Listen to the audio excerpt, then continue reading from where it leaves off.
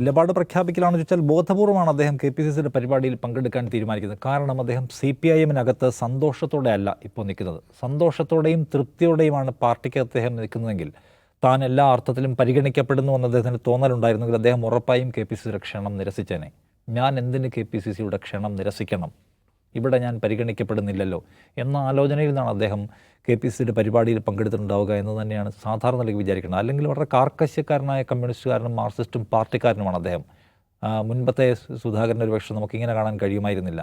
ഇന്നിപ്പോൾ അദ്ദേഹം പരിപാടികളിൽ പങ്കെടുക്കാനുള്ള തീരുമാനം, പരിപാടികളിൽ പ്രസംഗിക്കുമ്പോൾ പറയുന്ന കാര്യങ്ങളെല്ലാത്തിലും അസാധാരണമായ പലതും കാണേണ്ടി വരികയാണ്. അപ്പോൾ സുധാകരൻ നമുക്ക് കഴിഞ്ഞ കുറേ കാലത്തെ അദ്ദേഹത്തിൻ്റെ പ്രതികരണങ്ങൾ എടുത്താൽ തന്നെയും കാണാൻ അദ്ദേഹം ഒട്ടും ഹാപ്പി അല്ലാത്തതിൻ്റെ കാരണം എല്ലാവരും ഇപ്പോഴും പറയുന്നു സുധാകരൻ മികച്ച പൊതുമരാമത്ത് വകുപ്പ് മന്ത്രിയായിരുന്നു, അദ്ദേഹം നീതിമാനായ മന്ത്രിയായിരുന്നു, പ്രതിപക്ഷം പുകഴ്ത്തുന്നു. ഏതെങ്കിലും ലെഫ്റ്റ് സർക്കിളിലുള്ള ആൾക്കാർക്ക് പോലും അദ്ദേഹത്തെക്കുറിച്ച് ഒരു വിരുദ്ധാഭിപ്രായമില്ല. കഴിഞ്ഞ ഒന്നാം പിണറായി വിജയൻ സർക്കാരിൻ്റെ തുടർച്ച ഉറപ്പാക്കുന്നതിൽ പ്രധാനപ്പെട്ട പങ്ക് വഹിച്ച വകുപ്പുകൾ എടുത്തു നോക്കിയാൽ ഒന്ന് ആരോഗ്യവും പൊതുമരാമത്ത് വകുപ്പുകളാണ്. അതിൽ സുധാകരൻ്റെ പെർഫോമൻസും KK ശൈലജയുടെ പെർഫോമൻസും സർക്കാരിൻ്റെ തുടർച്ച ഉറപ്പാക്കുന്നതിൽ പ്രധാനപ്പെട്ട പങ്ക് വഹിച്ചിട്ടുണ്ട്. ആർക്കും ഒരു തർക്കമില്ല.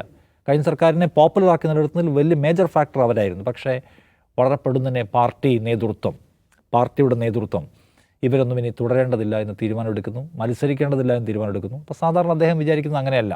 അതിൽ കൂടുതൽ പ്രായമുള്ള ആളുകൾ ഇനിയും മുന്നോട്ട് പോകാൻ കഴിയുമെന്ന് വിചാരിച്ചിരിക്കവേ മത്സരിക്കേണ്ടതില്ലെന്നും തുടരേണ്ടതില്ലെന്നും മന്ത്രിയാവേണ്ടതില്ലെന്നൊക്കെ പാർട്ടി എടുത്ത തീരുമാനം സുധാകരൻ എന്ന് പറയുന്ന CPIM-കാരനെ ദഹിച്ചിട്ടില്ല. അതാണ് പ്രശ്നം. എന്തിനാണ് അങ്ങനെ ഒരു തീരുമാനം എടുത്തത്?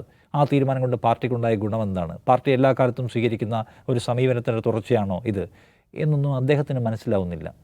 മനസ്സിലാവാത്ത വേറെയും കുറേ ആൾക്കാരുണ്ട്. പക്ഷേ അദ്ദേഹം ഇപ്പോഴും പൂർണ്ണമായി അതിനോട് ദഹിച്ചിട്ടില്ല. താൻ അകാലത്തിൽ മാറ്റി നിർത്തപ്പെട്ടു, അസമയത്ത് തൻ്റെ കരിയർ അവസാനിപ്പിക്കപ്പെട്ടു എന്ന് അദ്ദേഹം വിചാരിക്കുകയാണ്. കാരണം അദ്ദേഹത്തിന് ഒരു വിവാദങ്ങളുടെയും ഒരു ഷെയ്ഡില്ലാത്ത ആളാണ്. എല്ലാ അർത്ഥത്തിലും എല്ലാവരും നല്ല ഒരു നേതാവെന്ന് പറയുന്ന ഒരാൾ അപ്രതീക്ഷിതമായി അദ്ദേഹത്തിൻ്റെ പൊളിറ്റിക്കൽ കരിയർ അവസാനിപ്പിക്കേണ്ടി വരുന്നു. അദ്ദേഹത്തിന് ഉണ്ടാക്കിയിട്ടുള്ള ഷോക്കിൽ നിന്ന് അദ്ദേഹം ഇനിയും പൂർണ്ണ വിമുക്തനായിട്ടില്ല എന്ന് മനസ്സിലാക്കണം. അപ്പോൾ അതുകൊണ്ട് അതുണ്ടാക്കുന്ന ഒരു അസ്വസ്ഥതയിൽ നിന്നാണ് അദ്ദേഹം ഇത്തരം സ്റ്റേറ്റ്മെൻറ്റ്സ് എല്ലാം നടത്തുന്നത്. അപ്പോൾ എന്താണ് അദ്ദേഹത്തെ പോലെ ആൾക്ക് CPIM-ൽ നിന്ന് വിട്ടുപോകാനോ കോൺഗ്രസിൻ്റെ ഭാഗമാകാനോ അല്ലെങ്കിൽ അങ്ങേ അറ്റം പോയാൽ സംഘപരിവാറിൻ്റെ ഭാഗമാകാനോ ഒരു നിലയ്ക്കും കഴിയില്ല. കാരണം എന്താണ്?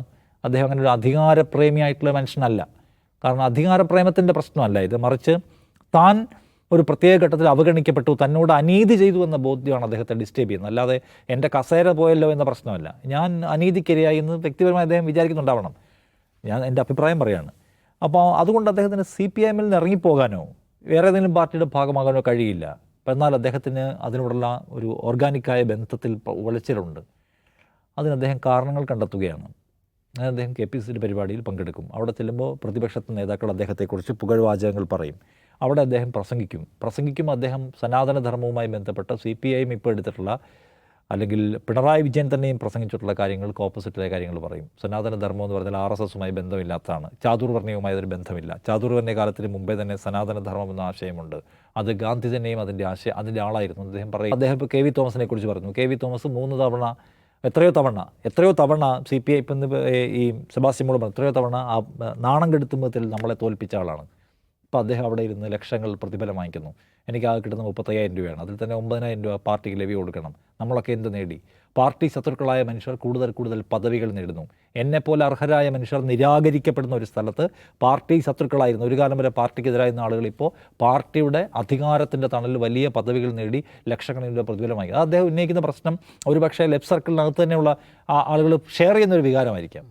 പക്ഷേ ഇത് ഒരു രണ്ട് കാര്യങ്ങളുണ്ട്. ഒന്ന്, അദ്ദേഹം ഒട്ടും ഹാപ്പി അല്ലാതാണ് അടുത്ത് നിൽക്കുന്നതാണ് അദ്ദേഹത്തിൻ്റെ ഈ സമീപകാലത്തെ ആക്ടിവിറ്റീസ് എല്ലാം വ്യക്തമാക്കുന്നത്. ആ അൺഹാപ്പിനെസ് പ്രകടമാക്കാൻ അദ്ദേഹം സ്വീകരിക്കുന്ന വഴികളാണ് ഈ കാണുന്നതൊക്കെയും.